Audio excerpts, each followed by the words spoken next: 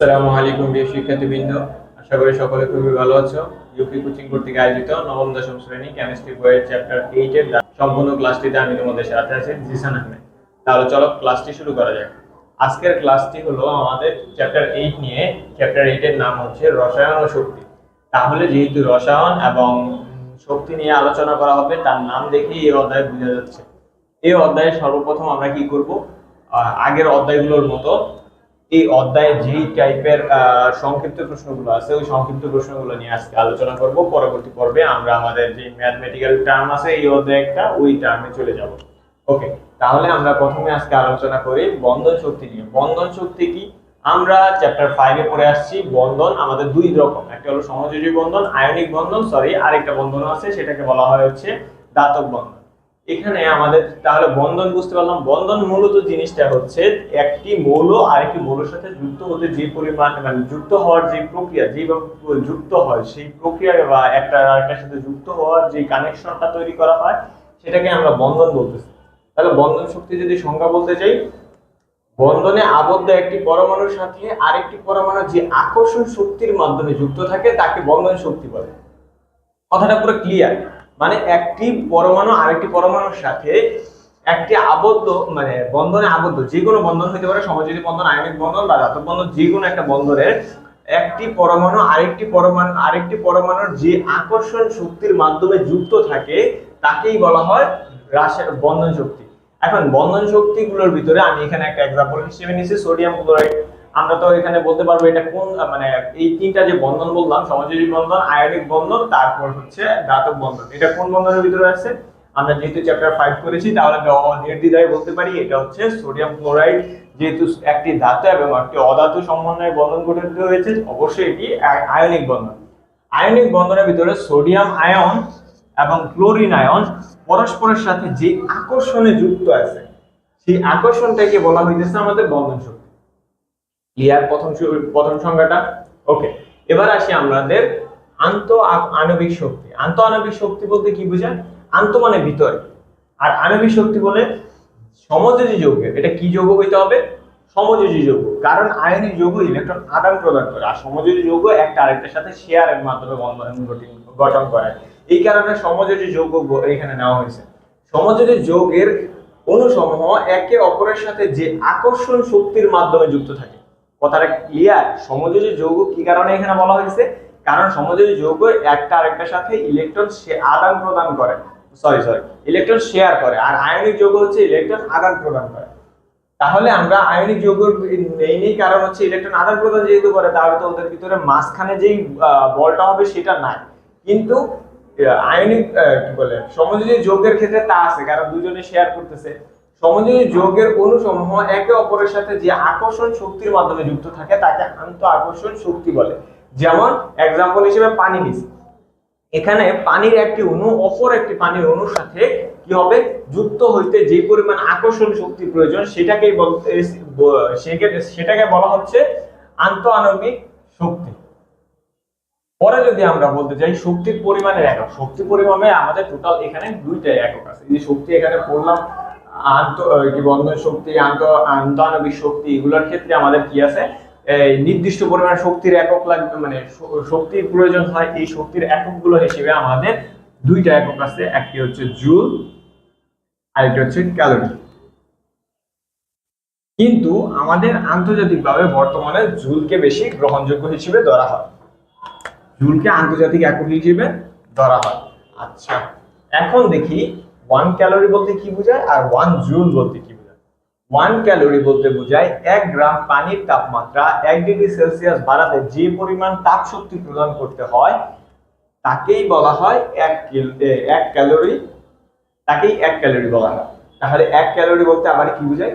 1 গ্রাম পানির তাপমাত্রা, যে কোনো পানির তাপমাত্রা যখন মানে 1 গ্রাম পানির তাপমাত্রা 1 ডিগ্রি সেলসিয়াস তাপমাত্রা যদি বৃদ্ধি করতে যে পরিমাণ তাপ প্রদান করা হয়, এখানে এই জিনিসটাই হলো মেন কি, যে পরিমাণ তাপ মানে তাপ শক্তি প্রদান করতে হয় তাকেই বলা হয় 1 ক্যালোরি। আর 1 জুল বলতে কি বোঝায়? এটা হলো একটা ফিজিক্সের একটা সূত্রের মতো আমাদের, যে কোনো বস্তুর উপর 1 নিউটন বল প্রয়োগ করলে যদি বলের দিকে 1 মিটার প্রসারণ ঘটে বা সরণ ঘটে তবে তার জন্য প্রয়োজনীয় কাজকে কি বলা হয়? এতটুকু পর্যন্ত আমরা ফিজিক্সে পড়ছি যে কোনো বস্তুর উপর 1 নিউটন বল প্রয়োগ করলে যদি বলের দিকে 1 মিটার সরণ ঘটে তবে তার জন্য প্রয়োজন এই যে সরণটা ঘটার জন্য অবশ্যই আমাদের কি প্রয়োজন হবে? কিছু পরিমাণ শক্তির প্রয়োজন হবে বা কিছু পরিমাণ কাজ সংঘটিত হবে। এই প্রয়োজনীয় কাজকে বলা হয় 1 জুল। আচ্ছা, এই জুল আর ক্যালোরি যেহেতু এটা আমাদের শক্তি পরিমাপের একক, তাহলে অবশ্যই একটা আরেকটা থেকে কনভার্ট করতে পারবো আমরা। এই কনভার্ট করার জন্য আমাদের একটা কি মান দেওয়া আছে, সেটা হচ্ছে 1 ক্যালোরি সমান সমান 4.18 জুল। এটা আমাদের অবশ্যই মুখস্থ থাকতে হবে। 1 ক্যালোরি ইকুয়াল টু 4.18 জুল। মনে থাকবে? তাহলে আমরা এখানে মূলত তিনটা জিনিস শিখতে পারলাম, তিনটা জিনিস নিয়ে আলোচনা করলাম। একটা হলো বন্ধন শক্তি, তারপর আন্তঃআণবিক শক্তি, তারপর শক্তির পরিমাপের ক্ষেত্রে দুইটা জিনিস আছে, একটা হলো ক্যালোরি আর একটা হলো জুল। আজকের ক্লাসে আমরা আরো কিছু সংজ্ঞা নিয়ে হাজির হয়েছি। আজকের সংজ্ঞাগুলো হচ্ছে অভ্যন্তরীণ শক্তি, তাপ উৎপাদী বিক্রিয়া, তাপ হারি বিক্রিয়া, এবং আমরা লাস্টে এই অধ্যায়ের আজকের এই পর্বের লাস্টে আমরা জানবো হচ্ছে জীবাশ্ম জ্বালানি সম্পর্কে কিছু তথ্য যেগুলো আমাদের খ নাম্বারের জন্য আসতে পারে। ওকে, এখন আমরা অভ্যন্তরীণ শক্তি কি? কোন একটি পদার্থ একটি নির্দিষ্ট তাপমাত্রায় নির্দিষ্ট পরিমাণে শক্তি ধারণ করে। আচ্ছা, এটা স্বাভাবিক কথা। কোন একটি পদার্থ যখন একটি নির্দিষ্ট তাপমাত্রা দিব, তাপমাত্রা বাড়ানোর সাথে সাথে এদের কি হবে? শক্তি ধারণ ক্ষমতা বৃদ্ধি পাবে। সেরকম ভাবে আমরা যদি একটা নির্দিষ্ট ফিক্স করে রাখি, নির্দিষ্ট পদার্থ নির্দিষ্ট তাপমাত্রায় নির্দিষ্ট পরিমাণ শক্তি সঞ্চয় করবে বা ধারণ করবে, এই শক্তিকেই বলা হয় অভ্যন্তরীণ শক্তি। অভ্যন্তরীণ মানে ভিতরে যে পরিমাণ শক্তি। যে কোনো একটি পদার্থকে যখন আমি তাপ দিব, তখন কি হতে থাকবে? নির্দিষ্ট তাপমাত্রা দিয়ে নির্দিষ্ট পরিমাণ শক্তি সে ধারণ করবে। সেই ধারণ করার শক্তিকেই বলা হইতেছে অভ্যন্তরীণ শক্তি। এই অভ্যন্তরীণ শক্তির পরবর্তীতে আমরা আসি হচ্ছে তাপ উৎপাদী বিক্রিয়া এবং তাপহারী। এই অধ্যায়ের জন্য আমাদের তাপ উৎপাদী এবং তাপহারী বিক্রিয়ার অনেক প্রয়োজন আছে। এখন তাপ উৎপাদী বিক্রিয়াকে আমরা মনে হয় আগের চ্যাপ্টারেও তাপ উৎপাদী এবং তাপহারী বিক্রিয়াটা সম্পর্কে জেনে এসেছি। তারপর আমি আবার বলছি, তাপ উৎপাদী বিক্রিয়া হচ্ছে যে রাসায়নিক বিক্রিয়ায় তাপ উৎপন্ন হয়। নরমাল কথা, লেখাই আছে, এই নামের ভিতরে লেখা আছে তাপ উৎপাদী, মানে তাপ উৎপন্ন হবে। যে রাসায়নিক বিক্রিয়ায় তাপ উৎপন্ন হয় তাকে বলা হয় তাপ উৎপাদী বিক্রিয়া। আর সবচেয়ে গুরুত্বপূর্ণ জিনিস হচ্ছে তাপ উৎপাদী বিক্রিয়ার ডেলএইচ এর মান নেগেটিভ, মানে ঋণাত্মক। এটাকে যদি আমি এখন এভাবে লিখে দিই, তাপ উৎপাদী বিক্রিয়ার ক্ষেত্রে del H equal to minus. এই জিনিসটা আমাদের মুখস্থ রাখতে হবে। মানে এখানে মাইনাসের মান হবে, মাইনাস না, শুধু কি হবে? মাইনাসের যে কোনো একটা মান হতে পারে। যেমন এক্সাম্পল হিসেবে আমি এখানে লিখছি মিথেনের সাথে কি হয়েছে, অক্সিজেন যদি যুক্ত করি তাহলে কার্বন ডাই অক্সাইড আর জলীয় বাষ্প তৈরি হবে, সাথে কিছু পরিমাণ শক্তি। এখানে তো প্লাস দেওয়া আছে, প্রশ্ন আসতে পারে এখানে যে এখানে তো আমি বলছি তারপরে ডেলএইচ এর মান মাইনাস, কিন্তু এখানে তো বিক্রিয়ার ভিতরে আমাদের কি দেওয়া আছে? প্লাসের মান দেওয়া আছে। প্লাস দেওয়া আছে না? প্লাস 890 কিলোজুল পার মোল। এখন এটা বুঝতে হবে আমাদের যে বিক্রিয়ার ভিতরে যে চিহ্ন দেওয়া থাকে ডেলএইচ এর তার উল্টা চিহ্ন বসে। মানে এখানে বিক্রিয়ার ভিতরে যদি প্লাস দেওয়া থাকে তাহলে ডেলএইচ এ হবে মাইনাস, আর এখানে যদি মাইনাস দেওয়া থাকতো তাহলে এখানে হতো প্লাস। কথা ক্লিয়ার? কথা ক্লিয়ার নাকি? যদি কথা ক্লিয়ার হয় তাহলে আমরা পরবর্তীতে যাই। তাপ হারি বিক্রিয়া। তাপ হারি বিক্রিয়ার ভিতরে কি হবে? যে রাসায়নিক বিক্রিয়ায় গৃহীত, আচ্ছা এখানে তাপ লিখি, যে রাসায়নিক বিক্রিয়ায় তাপ গৃহীত হয় তাকে তাপ হারি বিক্রিয়া বলে। কথা ক্লিয়ার? ওটার ভিতরে গ্রহিত হয়, ওটার ভিতরে তাপমাত্রা উৎপন্ন হয় আর এটার ভিতরে গৃহীত হয়, শেষ। আর এটার ভিতরে যেহেতু ছিল তাপ উৎপাদী বিক্রিয়া ডেলএইচ এর মান ঋণাত্মক, তাহলে এটা হবে তাপ হারি বিক্রিয়ার ক্ষেত্রে ডেলএইচ এর মান ধনাত্মক। এখন এটাকেও যদি আমি এখানে লিখে দিই del H equal to plus. কথা কি ক্লিয়ার? তাহলে এখানে কি থাকার কথা ছিল? ঋণাত্মক। এখানে লিখছি দেখে ওকে, এটাকে আমাদের সুবিধার্থে আমরা ওই পাশে লিখি। আমি লিখতে পারি -176.8 কিলোজুল পার মোল। তাহলে এখান থেকে মুছে দেব। ওকে, তাহলে এটা কি হলো? যে তাপ হারি বিক্রিয়ার ক্ষেত্রে আমাদের ক্যালসিয়াম কার্বনেটের সাথে বিক্রিয়া করে calcium oxide, carbon die oxide এবং হচ্ছে এখানে কি উৎপন্ন হয়েছে, -176.8 কিলোজুল পার মোল শক্তি উৎপন্ন হয়েছে। এখন এখানে যেহেতু মাইনাস আছে তাহলে আমাদের এখানে কি হবে, ΔH এর ভিতরে প্লাস হবে।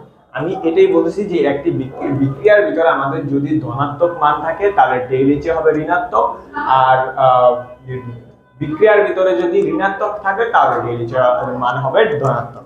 কথা ক্লিয়ার? আর ΔH এর মান দ্বারা আমরা বুঝতে পারি কোনটা তাপ উৎপাদী বিক্রিয়া, কোনটা তাপহারী বিক্রিয়া। কারণ আমরা জানি তাপ উৎপাদী বিক্রিয়ার ক্ষেত্রে ΔH এর মান প্লাস, আর তাপহারী বিক্রিয়ার ক্ষেত্রে ΔH এর মান, তাপ উৎপাদীর ক্ষেত্রে ΔH এর মান মাইনাস, তাপহারী বিক্রিয়ার ক্ষেত্রে ΔH এর মান প্লাস। কথা কি বুঝাইতে পারছি? ওকে, যেহেতু আমাদের এগুলো শেষ, এখন আমরা বললাম এইগুলো সবার লাস্টে বলছিলাম যে আমরা জীবাশ্ম জ্বালানি সম্পর্কে আমরা জানবো। এখন আমরা জানবো জীবাশ্ম জ্বালানি সম্পর্কে। জীবাশ্ম জ্বালানি কি? জীবাশ্ম জ্বালানি হলো এমন এক ধরনের জ্বালানি যা দীর্ঘদিন ধরে মৃত প্রাণীদের এবং মৃত উদ্ভিদের দেহাবশেষ থেকে মাটির অভ্যন্তরে প্রাকৃতিকভাবে তৈরি হয়ে আসছে। এই গ্যাস পোড়ালে আমাদের বায়ুতে কার্বন ডাই অক্সাইডের পরিমাণ বৃদ্ধি পায়। কার্বন ডাই অক্সাইড হলো আমাদের গ্রিন হাউস গ্যাসের একটি মূল গ্যাস। এই গ্যাসের যদি বৃদ্ধি পায় ফলে আমাদের কি হয়, এই গ্যাসগুলো আমাদের তাপ ধারণ করে রাখে। তাপ ধারণ করে রাখলে আমাদের বৈশ্বিক উষ্ণায়ন ধীরে ধীরে বৃদ্ধি পায়। বৈশ্বিক উষ্ণায়ন বৃদ্ধি পাওয়ার ফলে আমাদের মেরুতে থাকা যে বরফগুলো আছে এগুলো আস্তে আস্তে গলতে থাকে, ফলে সমুদ্রের গভীরতা বৃদ্ধি পায়। আর আমাদের নিম্ন অঞ্চল যেগুলো, নিম্ন অঞ্চলের দেশগুলো যেগুলো আছে সেগুলো একসময় তলিয়ে যেতে পারে। এছাড়াও এই কার্বন ডাই অক্সাইড গ্যাস বৃদ্ধি পাওয়ার ফলে এক বছরে আমরা কি পরিমাণ কার্বন ডাই জ্বালানি গ্যাস থেকে যদি জ্বালানি গ্যাস পোড়ানো হয়, এক বছরে আমরা total 21.3 billion ton carbon die oxide তৈরি করি। মানে যদি এক বছর মানে যেই পরিমাণ জীবাশ্ম জ্বালানি আমরা ব্যবহার করি, এতে এক বছরে 21.3 billion ton carbon die oxide gas উৎপন্ন হয়। এই কার্বন ডাই অক্সাইড গ্যাসগুলো আমাদের পরিবেশে যেহেতু থাকে তাহলে আমাদের তাপমাত্রা বৃদ্ধি পায়। এছাড়াও এসিড বৃষ্টির জন্য এই কার্বন ডাই অক্সাইড খুবই গুরুত্বপূর্ণ ভূমিকা রাখে। কিভাবে ভূমিকা রাখে? এই কার্বন ডাই অক্সাইড গ্যাসগুলো যখন তাপ ধারণ করে বায়ুর আমাদের পরিবেশের চারপাশে ছড়িয়ে ছিটিয়ে থাকে, তখন কি হয়, বৃষ্টির পানির সাথে এই কার্বন ডাই অক্সাইড বিক্রিয়া করে কার্বনিক অ্যাসিড কি তৈরি করে? কার্বনিক অ্যাসিড তৈরি করে, H2CO3। এই যে কার্বনিক অ্যাসিডটা তৈরি করে, এই কার্বনিক অ্যাসিড আমাদের এই কার্বনিক অ্যাসিড যখন আমাদের ভূপৃষ্ঠে পতিত হয় বৃষ্টির পানির সাথে, তখন আমরা এটাকে অ্যাসিড বৃষ্টি হিসেবে বলি।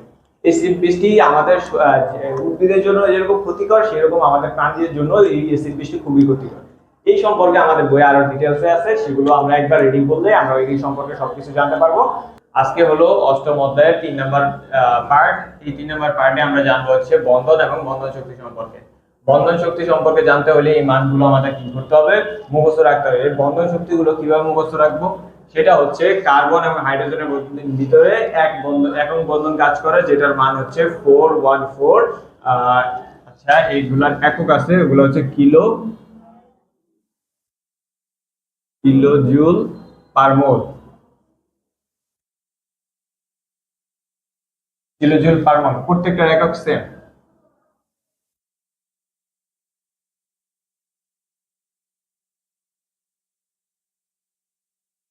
আশা করি এগুলো নিয়ে কোনো প্রবলেম থাকার কথা না। এগুলো হচ্ছে একক কিলোজুল পার মোল। ওকে,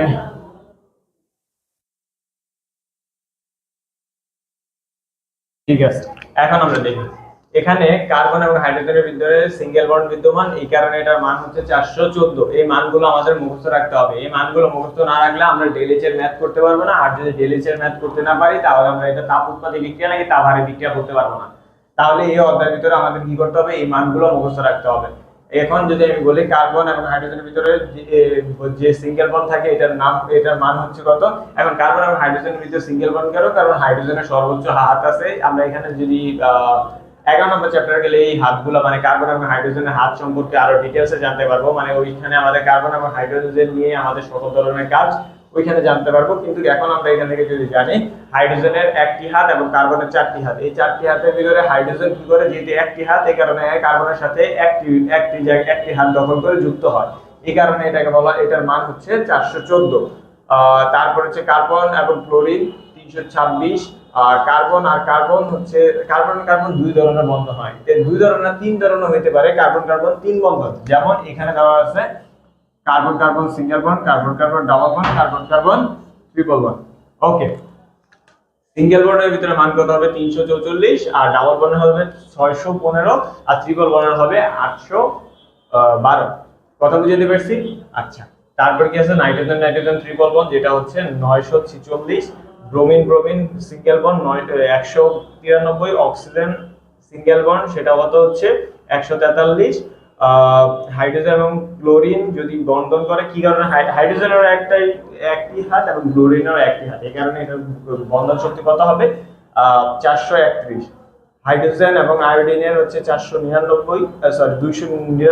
তারপর হচ্ছে কার্বন এবং অক্সিজেন, এখন কার্বনের হচ্ছে বললাম সর্বোচ্চ 4টি হাত, আর অক্সিজেনের কয়টি, অক্সিজেনের ভিতর 2টি, এই কারণে ওদের ভিতরে ডাবল বন্ড তৈরি হয়েছে। এখন এটা কত হলো 724। এভাবে আমাদের এখানে আরো আছে কয়েকটা, এই কয়েকটার ভিতরেই আমাদের সবসময় রিপিট হয়, এই কারণে আমরা যদি এগুলো সবগুলো মুখস্থ রাখতে পারি তাহলে আমরা ম্যাথে করতে পারবো। এছাড়াও আমাদের পরীক্ষার হলে এগুলোর মান দেওয়া থাকতে পারে, আর যদি না দেওয়া থাকে এই কারণে আমাদের এগুলো মুখস্থ করতে হয়, আর যদি দেওয়া থাকে তাহলে আমরা ওইখান থেকে দেখেই করতে পারবো, ওইটা নিয়ে আমাদের কোনো প্রবলেম নেই।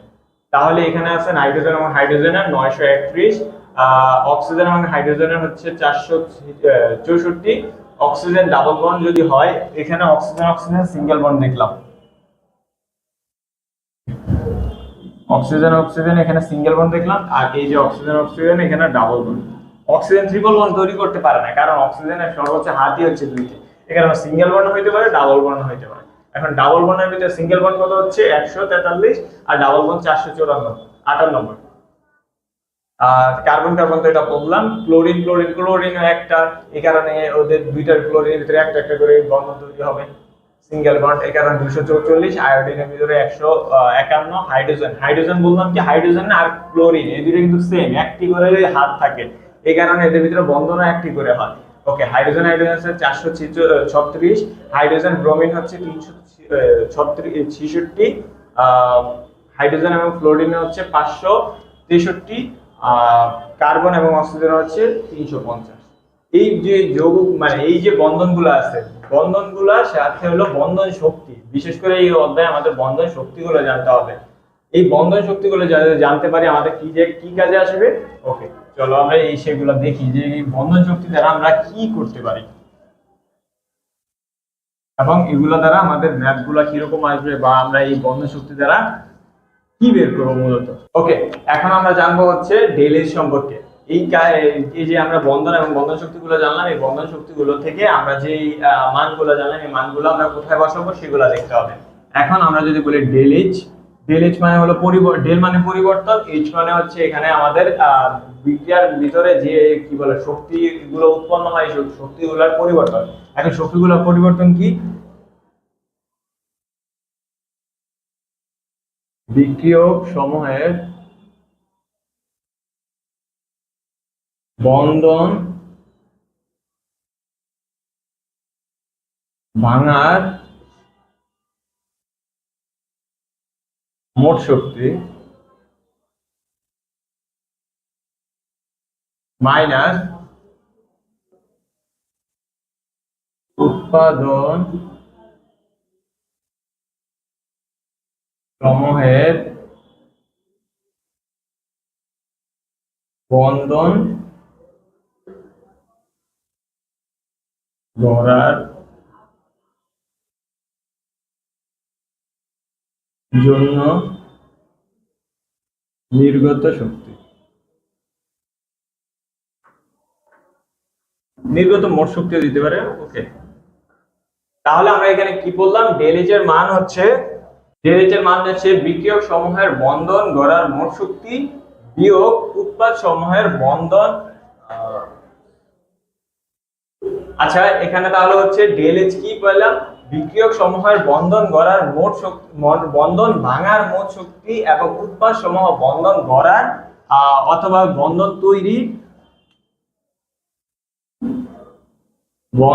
তৈরির জন্য নির্গত শক্তি।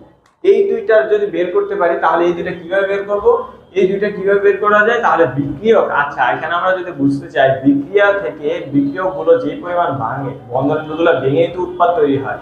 এখন বিক্রিয়কগুলো ভেঙে উৎপাদে পরিণত হইতে হলে যে একটা বিক্রিয়কগুলো ভাঙতে হলে এক ধরনের শক্তি প্রয়োজন, যেটা আমরা তাপের মাধ্যমে দিয়ে থাকি। এবং এছাড়াও তো ওইখানে উৎপন্ন হওয়ার ফলে এক ধরনের নতুন বন্ধন গঠিত হইতে হলে এক ধরনের শক্তির প্রয়োজন। এই দুইটা শক্তির বিয়োগ ফলে হচ্ছে ডেল এইচ।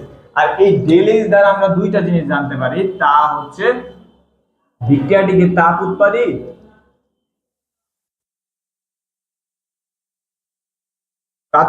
উৎপাদী নাকি তাপ হারি।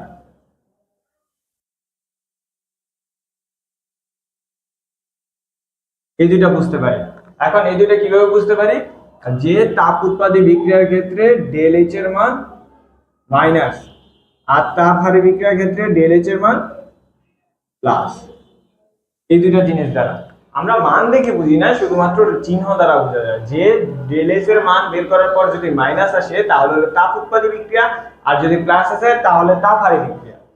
তাহলে কি আমরা সম্পূর্ণ ক্লাসে আজকে যে জিনিসগুলো করাইলাম, যেটা হচ্ছে আমাদের বন্ধন এবং বন্ধন শক্তি, এই মানগুলো আমরা মুখস্থ করার চেষ্টা করব।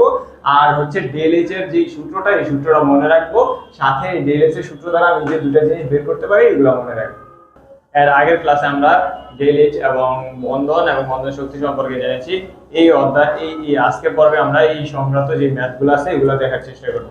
এই ম্যাথগুলোর ভিতরে আমাদের কি করতে হবে, একটি বিক্রিয়া দেওয়া থাকবে, বিক্রিয়াটা কমপ্লিট করতে হবে, সাথে সমতা করতে হবে। তাহলে প্রথমে আমি কি করি, বিক্রিয়াটিকে সমতা করি। CH4 plus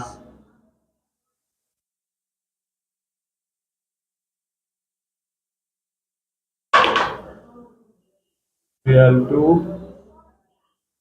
CCl4 plus HCl।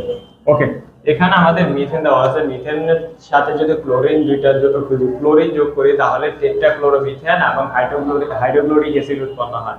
এখন এখানে কি ব্যালেন্স আছে আমি দেখবো। এখানে একটা কার্বন আছে, এখানে একটা কার্বন। ওকে, এখানে হাইড্রোজেন 4টি, এখানে হাইড্রোজেন আছে 1টি, তাহলে লিখতে হবে 4।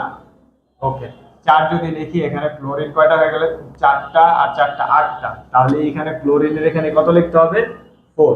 যদি 4 দুগুণা কত হলো, 8টা। এবার দেখো সবাই ব্যালেন্স হয়েছে নাকি সব ক্ষেত্রে, মানে কার্বন একটা, ওকে, হাইড্রোজেন 4টা, ক্লোরিন 4 দুগুণা 8, 4 আর 4 8, এই যে 4 দুগুণা 8, ব্যালেন্স পুরো ক্লিয়ার। তারপর বলছে কি ডেল এইচ এর মান নির্ণয় করতে। এখন ডেল এইচ এর মান নির্ণয় করার জন্য আমি আগেই বলছিলাম আমাদের ওই মানে এর আগের ক্লাসে আমরা কি করছি, এই বন্ধন শক্তিগুলো সম্পর্কে জানছি। এখানে আমি বলছিলাম প্রশ্ন যদি বন্ধন শক্তিগুলো উল্লেখ করে দেয় তাহলে তো আমাদের জন্য আলহামদুলিল্লাহ, আর যদি উল্লেখ করে না দেয় তাহলে আমাদের কি করতে হবে, এই মানগুলো মুখস্থ করতে হবে। এই কারণে আমি আগের ক্লাসে এগুলো লিখে দিছি, যেগুলো আমরা ওই অল্প কয়েকটা মুখস্থ করলেই আমাদের এই ম্যাথ মানে সবগুলো হয়ে যাবে। ওকে, তাহলে এখানে যদি কি করতে হবে, এগুলাকে ভাঙতে হবে। এগুলাকে কিভাবে, বন্ধন আকারে, কারণ আমাদের তো এইভাবে মানে যৌগ আকারে দেওয়া আছে, আমাকে তো লাগবে বন্ধন আকারে। বন্ধন আকারে কিভাবে করব, কার্বনের 4টি হাত, এর আগের ক্লাসে বলছিলাম কার্বনের 4টি হাত, হাইড্রোজেন 1টি হাত। এই কারণে একটা কার্বন মাঝখানে দিব এবং 4টি হাইড্রোজেন 4 দিকে দিয়ে দিব। দেখো তো এইটা থেকে এটা লেখা যায় নাকি, কিভাবে লেখা যায়, একটি কার্বন আছে, ওকে, একটি কার্বন এবং 4টি হাইড্রোজেন। দেখো তো 4টি হাইড্রোজেন আছে নাকি এখানে, ওকে। এরপর কি করতে হবে, এখানে 4 এর 4 সামনে যে সহগগুলো থাকবে ওগুলা এই যেভাবে আছে সেভাবে রেখে দেব। এখন আছে ক্লোরিন, আছে, ক্লোরিন 2টা আছে। এখন এই ক্লোরিন 2টা কিভাবে আমি ব্যবহার করব, এর ক্ষেত্রে আমরা সবসময় কি করব, উদ্দীপকে একটু খেয়াল করব। উদ্দীপকে যত বন্ড আছে, এখানে ক্লোরিন একটাই আছে, এই যে এখানে ক্লোরিন কয়টা দেওয়া আছে, একটা বন্ড দেওয়া আছে, লেখাই আছে ক্লোরিন বন্ড ক্লোরিন। তাহলে আমি কি করব, এখানে ক্লোরিন বন্ড ক্লোরিন ইউজ করব। আর এরপর এটাও যদি প্রবলেম হয় তাহলে আমরা কি করতে পারবো, ওই যে আগে যে ছকটা দিয়েছিলাম ওই ছকের ভিতরে লিখতে হবে ক্লোরিন সিঙ্গেল বন্ডই সম্ভব। কারণ ক্লোরিনের সর্বশেষ কক্ষপথে একটি মানে কি বলে, যে আরেকজনের সাথে যুক্ত হওয়ার যে ক্ষমতা সেটা হলো 1। কথা বুঝতে পারছি, ওকে। এবার কি করব, এখানে যে আমাদের বিক্রিয়ার যে চিহ্নটা সেটা দিব, এই চিহ্ন। তারপর হচ্ছে এখানে আদারি বলতে পারি কার্বন কয়টি হাত, এখানে দেখছিলাম কার্বনের 4টি, তাহলে এখানেও 4টি হবে, কার্বন দেখি এবং 4টি হাত দিই। ওকে, ক্লিয়ার। আর এর সাথে কি আছে, এখানে ছিল হাইড্রোজেন, এখানে ছিল ক্লোরিন, তাহলে ক্লোরিন ক্লোরিন দেবো। আমি একটু আগে এই মাত্র বললাম ক্লোরিনের কয়টি করে হাত, একটি, ক্লোরিন শেষ।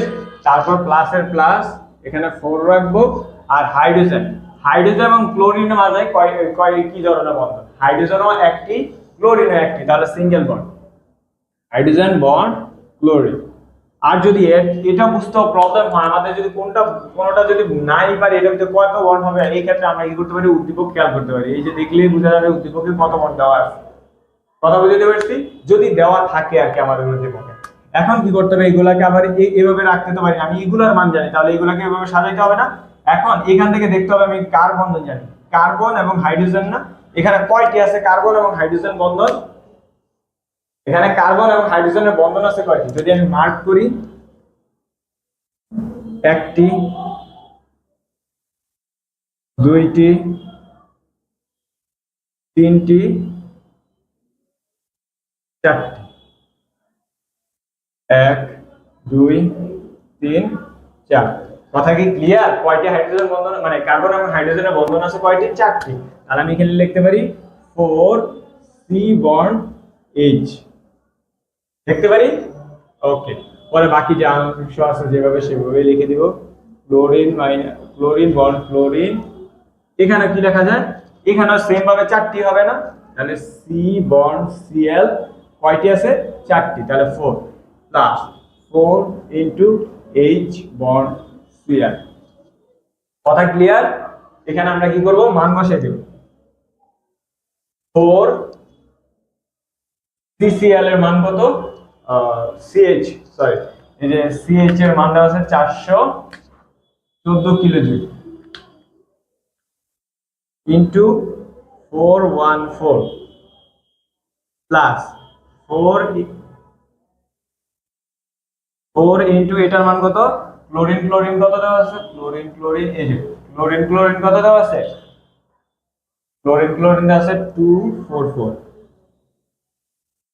ওকে, তারপর এখানে আছে CCl, CCl কত দেওয়া আছে, 326 326 প্লাস 4 ইনটু এটা কত দেওয়া আছে, 431। ওকে, এগুলো যদি আমি ক্যালকুলেশন করি তাহলে কত আসবে,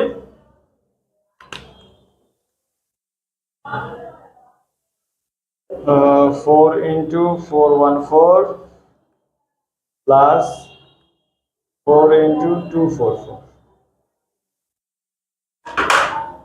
আমাদের এখানে আসতেছে 2632। তারপর ওই পাশে কত আসবে, 4 into 326 first bracket close plus first bracket 4 into 431 first bracket close equal 3028 3028। এখন আমার কি এই জায়গাটুকু কোনো প্রবলেম আছে আমাদের, এখানে আমরা কি করছি পুরো ইজিলি ভাবে, আমাদের জানাও প্রয়োজন নাই কোথাও কোন বন্ড করবে, আমাদের উদ্দীপকে যেগুলো দেওয়া থাকবে ওগুলা থেকে বুঝতে পারবো। যেমন আমি বুঝতে পারছিলাম এখানে কি কার্বন এবং হাইড্রোজেন আছে, কারণ কার্বন এবং হাইড্রোজেনের কয়টা বন্ধন আছে, একটা করে বন্ধন আছে। কার্বন কার্বনের সিঙ্গেল বন্ড আছে, হাইড্রোজেন ক্লোরিনে সিঙ্গেল বন্ড, কার্বন ক্লোরিনে সিঙ্গেল বন্ড। এইভাবে আমাদের যেগুলো দেওয়া থাকবে ওই অনুসারে আমরা এখানে বসাবো। বসানোর পর মান নির্ণয় করব, মান নির্ণয় করে এইভাবে করার পর যখন এক্স্যাক্টলি মান চলে আসবে তখন আমরা ডেল এস নির্ণয় করব। এতটুকু শেষ, তাহলে আমরা ডেল এস নির্ণয় করব। ওকে, তাহলে আমরা ডেল এস শুরু করি। শুধুমাত্র নিচের মানটুকু লাগবে, আর কিছু লাগবে না।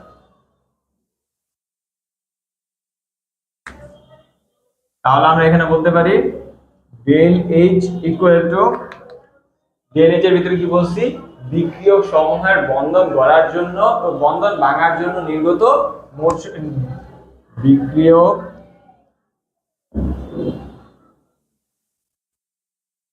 সমূহের বন্ধন ভাঙার মোট শক্তি বিয়োগ উৎপাদ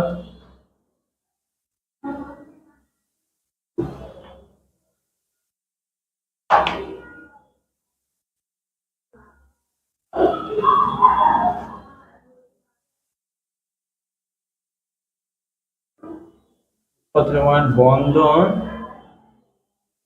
তৈরিতে নির্গত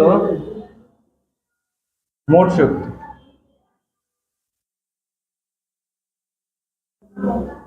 নির্গত মোট শক্তি। আচ্ছা, এখন বিক্রিয়ক সমকোণগুলো আমরা নরমালি ভাবে জানি, বিক্রিয়ক হচ্ছে হাতের বাম পাশে থাকে এবং উৎপাদকগুলো যেগুলো তৈরি হয় সেগুলো হচ্ছে হাতের ডান পাশে থাকে। তাহলে এখানে মানগুলো বসে দিই। প্রথমটা হবে 2632 মাইনাস 3028। এগুলোর একক কি আমরা জানি, কিলোজুল পার মোল। তাহলে বিয়োগ করলে কত আসে আমাদের? 2632 minus 3028 equal to minus 396 kilojoule per mole. তাহলে এখান থেকে এই যে মাইনাস চিহ্ন, এই মাইনাস চিহ্ন দ্বারা আমরা বুঝতে পারলাম এটা তাপ উৎপাদী নাকি তাপ হারে বিক্রিয়া। এখানে আমরা কি করছি, সমতা করছি, সমতার করার পর ডেল এস নির্ণয় করছি। ডেল এস নির্ণয় করার পর আমরা বুঝতে হবে এটা তাপ উৎপাদী বিক্রিয়া নাকি তাপ হারে বিক্রিয়া। এখানে যেহেতু মাইনাসের মান আছে, ডেল এইচ এর মান যদি মাইনাস হয় তাহলে এটা কি বিক্রিয়া? এর আগের ক্লাসে আমি দেখাইছি এগুলোটা কি বিক্রিয়া হয়। যদি ডেল এইচ এর মান ঋণাত্মক আসে তাহলে এটা তাপ উৎপাদী বিক্রিয়া, আর যদি ধনাত্মক আসে তাহলে হচ্ছে তাপ হারে বিক্রিয়া। তাহলে আমি এটা নিঃসন্দেহে বলতে পারি এটা হচ্ছে আমাদের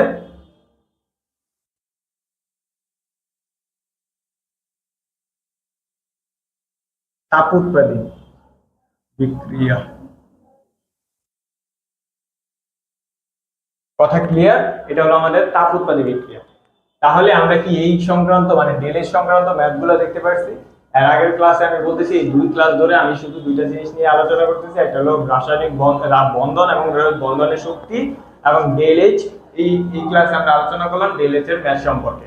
এই ম্যাথগুলো আমাদের জন্য খুবই দরকার এই অধ্যায়ের জন্য। এই অধ্যায়ে এই একটা ধরনের ম্যাথ আছে, এই ম্যাথগুলো আমাদের খুবই দরকার। আজকে ক্লাসে আমরা এই অষ্টম চ্যাপ্টারের পার্ট 5 নিয়ে আলোচনা করব। আজকে আমরা এই পার্টের ভিতরে সর্বশেষের দিকেই কিছু পরিমাণ সংজ্ঞা আছে, সংজ্ঞাগুলো নিয়ে আলোচনা করব। সংজ্ঞাগুলোর ভিতরে প্রথমে আছে তড়িৎ রাসায়নিক কোষ। তড়িৎ রাসায়নিক কোষগুলো কি কি বা কাকে বলে তড়িৎ রাসায়নিক কোষ? কাকে বলে? তড়িৎ রাসায়নিক কোষ হলো যে যন্ত্রের সাহায্যে রাসায়নিক বিক্রিয়া ঘটিয়ে রাসায়নিক শক্তিকে সরাসরি বিদ্যুৎ শক্তি, দুইটা কাজ হয় এখানে। একটা হলো রাসায়নিক বিক্রিয়া ঘটিয়ে রাসায়নিক শক্তিকে কোন শক্তিতে পরিণত করে? বাকিগুলোতে প্রথম অংশটুকু পুরো নরমাল বিষয়। এখানে জিনিস হচ্ছে এইটা, রাসায়নিক শক্তিকে সরাসরি বিদ্যুৎ শক্তিতে রূপান্তর করে অথবা বিদ্যুৎ শক্তি ব্যবহার করে রাসায়নিক শক্তি বিক্রিয়া ঘটানো হয়। এই দুইটাকে বলা হয়, মানে যেই যন্ত্রের মাধ্যমে এই কাজটা করা হয় সেটাকে বলা হয় তড়িৎ রাসায়নিক কোষ। কথা বুঝতে পারছি? শুধুমাত্র এই দুইটা লাইন মনে রাখলে আমরা পরেরটা লিখতে পারবো। তাহলে কি বলা যায়? যে যন্ত্রের সাহায্যে রাসায়নিক বিক্রিয়া ঘটিয়ে রাসায়নিক শক্তিকে সরাসরি বিদ্যুৎ শক্তিতে রূপান্তর করা যায় অথবা বিদ্যুৎ শক্তি ব্যবহার করে রাসায়নিক বিক্রিয়া ঘটানো হয়। এই দুইটা বিক্রিয়া যে কোষের ভিতরে সংঘটিত হয় বা এই দুইটা কাজ যে কোষের ভিতরে সংঘটিত হয় তাকে বলা হয় তড়িৎ রাসায়নিক কোষ। তড়িৎ রাসায়নিক কোষের পরে আমরা জানবো তড়িৎ বিশ্লেষক কোষ। তড়িৎ বিশ্লেষক কোষ কি? আমাদের এই অধ্যায়ে এই তড়িৎ বিশ্লেষক কোষ আর গ্যালভানিক কোষ এই দুইটা নিয়ে অনেক কাজ আছে, মানে অনেক লাসিভিদের একটা চিত্র আছে গ্যালভানিক কোষের, তড়িৎ বিশ্লেষক কোষের ব্যাখ্যা আছে। ওকে, আগে আমরা সংজ্ঞাগুলো দেখি। যে কোষে বাহিরের কোন উৎস থেকে তড়িৎ প্রবাহ করে কোষের মধ্যে রাসায়নিক বিক্রিয়া ঘটানো হয়, এ দ্বারা বোঝাচ্ছে হচ্ছে এখানে তড়িৎ বিশ্লেষক কোষে একটি মাত্র পাত্র থাকে এবং এই পাত্রের ভিতরে কি করা হয়? বাহির থেকে শক্তি প্রদান করা হয় বা বাহির থেকে কি করা হয়? তড়িৎ বিদ্যুৎ প্রবাহ করানো হয়। বিদ্যুৎ প্রবাহ করিয়ে যদি রাসায়নিক বিক্রিয়া ঘটানো হয়, মানে বিক্রিয়াটা সংঘটিত হওয়ার জন্য এখানে তড়িৎ কি করে? বাহির থেকে আমরা ব্যাটারি বা ড্রাই সেল ব্যাটারি একই কথা, এগুলো দ্বারা যখন বিদ্যুৎ পরিবাহ করার ফলে কি হবে? এই বিক্রিয়াটা রাসায়নিক বিক্রিয়া ঘটানো হয়। আর এই পুরো প্রক্রিয়াটাকে বলা হয় তড়িৎ বিশ্লেষক কোষ। কথা বুঝতে পারছি? চলে আসি আমরা গ্যালভানিক কোষে। যে কোষে রাসায়নিক পদার্থ সমূহ বিক্রিয়া করে বিদ্যুৎ শক্তি উৎপন্ন করে, এটার ভিতরে বিদ্যুৎ শক্তি ব্যবহৃত হইতো আর নিচেরটা গ্যালভানিক কোষে বিদ্যুৎ শক্তি উৎপন্ন হয়। দুইটার ভিতরে পার্থক্য এখানে। তড়িৎ বিশ্লেষক কোষের ভিতরে কি হয়, বাহির থেকে আমাদের শক্তি বিদ্যুৎ প্রবাহিত করে রাসায়নিক বিক্রিয়াটা সংঘটিত করে এটার ভিতর। আর এই গ্যালভানিক কোষের রাসায়নিক বিক্রিয়াগুলো করার ফলে এখানে বিদ্যুৎ উৎপন্ন হয়। বিদ্যুৎ উৎপন্ন হয় তাকে বলা হয় গ্যালভানিক কোষ। এবার চলে আসে এই যে এখানে বললাম না তড়িৎ বিশ্লেষক কোষ, এই তড়িৎ বিশ্লেষক কোষ থেকে আসছে তড়িৎ বিশ্লেষক পদার্থ। তড়িৎ বিশ্লেষক পদার্থের একটা নির্দিষ্ট ধর্ম আছে, সেই ধর্মগুলো কি কি? যে সকল পদার্থ কঠিন অবস্থায় বিদ্যুৎ পরিবহন করে না, কঠিন অবস্থায় এরা কি করে না, বিদ্যুৎ পরিবহন করে না, কিন্তু যারা যখন এটা কোনো পদার্থের ভিতরে দ্রবীভূত হয়ে যায় বা গলিত অবস্থায় থাকে, গলিত অবস্থায় বিদ্যুৎ পরিবহন করে বা দ্রবীভূত অবস্থায় বিদ্যুৎ পরিবহন করে। এবং বিদ্যুৎ পরিবহনের সাথে সাথে শুধু যে বিদ্যুৎ পরিবহনই করে তা না, এই রাসায়নিকের ভিতরে যে এক ধরনের পরিবর্তন ঘটে, মানে পদার্থের সাথে সাথে ওই পদার্থের রাসায়নিক পরিবর্তন ঘটে, মানে এর ভিতরে যে পরিবর্তনগুলো থাকে ওই পরিবর্তনগুলো করে। এই বিক্রিয়াকে বলা, ওই পদার্থগুলোকেই বলা হয় তড়িৎ বিশ্লেষক পদার্থ। কথা কি বুঝাতে পারছি? আমরা এখানে চারটা সংখ্যা দেখলে আমি চারটা সংখ্যা কি বুঝাতে পারছি? ওকে, এখন আমরা তাহলে জানবো হচ্ছে তড়িৎ বিশ্লেষক কোষ কত প্রকার। তড়িৎ বিশ্লেষক কোষ এখানে দুই প্রকার, একটা হলো তীব্র তড়িৎ বিশ্লেষক কোষ আর একটা হলো মৃদু তড়িৎ বিশ্লেষক কোষ। তো তীব্র তড়িৎ বিশ্লেষক কোষ কি? এখানে বোঝাই যাচ্ছে এটা হলো তীব্র থাকবে, মানে এটার পরিমাণ বেশি হবে, এটা পানিতে বেশি দ্রবীভূত হবে। যে সকল তড়িৎ বিশ্লেষক দ্রবণে বা গলিত অবস্থায় সম্পূর্ণরূপে আয়নিত হয়, আয়নিত বলতে সম্পূর্ণভাবে মিশে যায়, তখন সেটাকে বলা হয় তীব্র তড়িৎ বিশ্লেষক কোষ। এর ভিতরে আমাদের আছে sodium chloride, copper sulphate, sulphuric acid, এই তিনটা আমাদের আছে। মানে এগুলো হচ্ছে তীব্র তড়িৎ বিশ্লেষক, মানে যে পদার্থগুলো আছে এগুলো হচ্ছে এটা। পরে যদি আসে মৃদু তড়িৎ বিশ্লেষক কোনগুলো? যে সকল তড়িৎ বিশ্লেষক দ্রবণে খুব অল্প পরিমাণে, এটা ছিল সম্পূর্ণরূপে, কি ছিল? সম্পূর্ণরূপে, আর এটা হচ্ছে খুব অল্প পরিমাণে কি হবে? আয়নিত হবে, তখন তাকে বলা হয় মৃদু তড়িৎ বিশ্লেষক কোষ। যেমন এখানে আছে আমাদের ইথানোয়িক অ্যাসিড, ইথানিক অ্যাসিড আছে, পানি আছে, এগুলো হচ্ছে পানিতে খুব, মানে এগুলো হচ্ছে বিক্রিয়ার ভিতরে খুব অল্প পরিমাণে মিশ্রিত হয়। আর এরপর এখানে আমাদের আছে তড়িৎদ্বার। তড়িৎদ্বারের ভিতরে দুটি তড়িৎদ্বার, একটা হলো অ্যানোড তড়িৎদ্বার, একটা হলো ক্যাথোড তড়িৎদ্বার। অ্যানোড বলতে কি বোঝায়?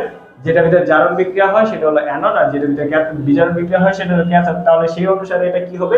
যে তড়িৎদ্বারে জারণ বিক্রিয়া ঘটে, জারণ মানে কি? একটা ইলেকট্রন ত্যাগ করে ধনাত্মক আয়নে পরিণত হওয়াকে জারণ বলে, আর কোন ইলেকট্রন গ্রহণ করে ঋণাত্মক আয়নে পরিণত হওয়াকে বিজারণ বিক্রিয়া বলে।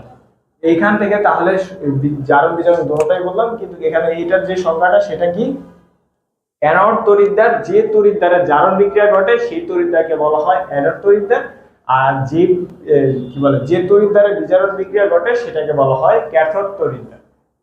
তাহলে কি আমরা এই অধ্যায়ে এখানে যে সংখ্যাগুলো ছিল সেগুলো সম্পর্কে সবগুলো, এখানে লাস্টের দিকে যে কটা সংখ্যা ছিল ওগুলো সম্পর্কে আমরা আজকে ক্লাসে আলোচনা করছি। এই পর্বের ভিতরে আমরা জানবো গ্যালভানিক কোষ সম্পর্কে। গ্যালভানিক কোষের ভিতরে আমাদের গ্যালভানিক কোষের যে গঠনটা, কিভাবে গ্যালভানিক কোষটা ব্যাখ্যা করব, এই ব্যাখ্যাটা আমরা আজকে জানবো, যে একটি গ্যালভানিক কোষের মাধ্যমে কিভাবে বাল্ব জ্বালানো হয়। সম্পূর্ণ ক্লাসটিতে আমরা গ্যালভানিক কোষের যে পুরো প্রসেসটা আছে, যে কিভাবে একটি গ্যালভানিক কোষ কিভাবে তৈরি করা হয়, তারপর গ্যালভানিক কোষের ভিতরে কি কি থাকে এবং গ্যালভানিক কোষের মাধ্যমে কিভাবে একটি বাল্ব জ্বালানো সম্ভব, সেটা আমরা এই পর্বের ভিতরে জানবো। ওকে, তাহলে সবার ফার্স্টে গ্যালভানিক কোষের ক্ষেত্রে আমাদের কি করতে হবে? দুইটি কাচের পাত্র নিতে হবে। কি করতে হবে? দুটি কাচের পাত্র। এটা একটা কাচের পাত্র, এটা একটা কাচের পাত্র। দুটি কাচের পাত্রের ভিতরে প্রথম পাত্রের ভিতরে জিঙ্ক সালফেট দ্রবণ এবং পরের পাত্রের ভিতরে কপার সালফেট দ্রবণ দিতে হবে। প্রথম পাত্রে কি দিতে হবে? জিঙ্ক সালফেট দ্রবণ, পরের পাত্রে কপার সালফেট দ্রবণ। এই জিঙ্ক সালফেট দ্রবণ এবং কপার সালফেট দ্রবণের ভিতরে কি করতে হবে? যেটা ভিতরে জিঙ্ক সালফেট আছে ওইটার ভিতরে জিঙ্ক দণ্ড প্রবেশ করাতে হবে, আর যেটা ভিতরে কপার সালফেট আছে যেটা ভিতরে কপার দণ্ড প্রবেশ করাতে হবে। এই জিঙ্ক সালফেট দ্রবণের ভিতরে জিঙ্ক দণ্ড প্রবেশ করানোর ফলে এই জিঙ্ক দণ্ডটা আমাদের অ্যানোড হিসেবে কাজ করে। কি হিসেবে কাজ করে? জিঙ্ক দণ্ডটা আমাদের অ্যানোড হিসেবে কাজ করে। আর ক্যাথোড হিসেবে কাজ করে হলো কপার দণ্ডটা। কপার পাত্রে যে কপার সালফেটের পাত্রে যে কপার দণ্ডটা প্রবেশ করানো হয়েছে ওইটা কি করে? আমাদের ক্যাথোড হিসেবে কাজ করে। আচ্ছা, অ্যানোড হিসেবে কাজ করার ফলে কি হয়? ও ইলেকট্রন ত্যাগ করে ধনাত্মক আয়নে পরিণত হয়। আর ক্যাথোড হিসেবে কাজ করলে কি হয়? ও ইলেকট্রন গ্রহণ করে ঋণাত্মক আয়নে পরিণত হয়। কথা কি বুঝাইতে পারছি? ওকে, তাহলে এখানে কি হবে, জিঙ্ক, এখানে যদি আমি পুরো ব্যাখ্যাটা পড়ি, যে দুটি কাচের পাত্র নিয়ে প্রথম পাত্রে জিঙ্ক সালফেট দ্রবণে জিঙ্ক দণ্ড প্রবেশ করানো হলো এবং ওই পাত্রে জিঙ্ক দণ্ড কি হিসেবে কাজ করে, এই যে আমরা এখানে একটু আগে এখানে ব্রেকেট আকারে আছে, এখানে লিখে দিই, এটা কি হিসেবে কাজ করে, অ্যানোড, আর হচ্ছে কপার দণ্ড ক্যাথোড হিসেবে কাজ করে। ওকে, ক্লিয়ার? তাহলে এখানে ঠিক আছে, অ্যানোড হিসেবে কাজ করে। আবার দ্বিতীয় পাত্রে কপার সালফেট দ্রবণে কপার দণ্ড প্রবেশ করায় কপার দণ্ড ক্যাথোড হিসেবে কাজ করে। এখন অ্যানোড আর ক্যাথোড কি তা আমরা অবশ্যই আগের ক্লাসে পড়ে এসেছি। ওকে, এখন কি আছে, এখানে একটু আগে বললাম যে ক্যাথোড হচ্ছে ইলেকট্রন ত্যাগ করে ধনাত্মক আয়নে পরিণত হবে এবং অ্যানোড হচ্ছে ইলেকট্রন গ্রহণ করে ঋণাত্মক আয়নে পরিণত হবে। ওকে, তারপর এখানে অ্যানোড ক্যাথোডের হিসাব যখন শেষ হবে তখন এখানে লেখা দুটি দ্রবণকে, এই দুইটা দ্রবণকে একটি পরিবাহী তার, এটা কি,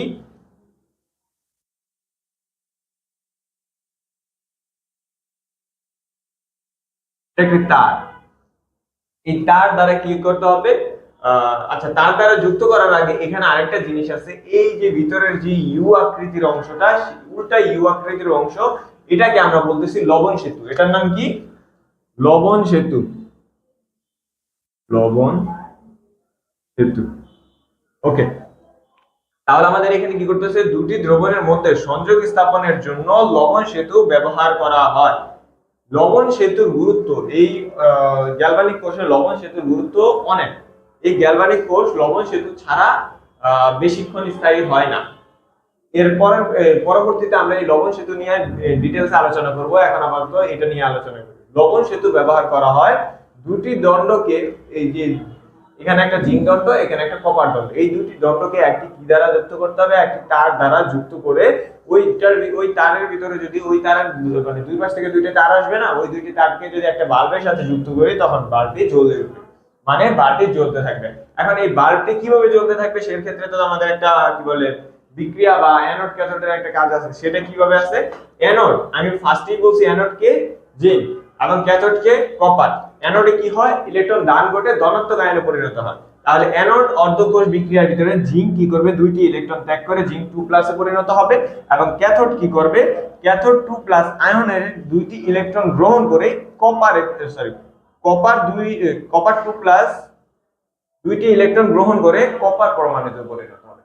একটা কথা এখানে না বললেই নয়, সেটা হচ্ছে এগুলো হচ্ছে পরমাণু, আর এই যে এখানে যে 2+ আকারে আসলো তখন এটাকে আয়ন বলে, এটাকে কি বলা হয়, পরমাণু।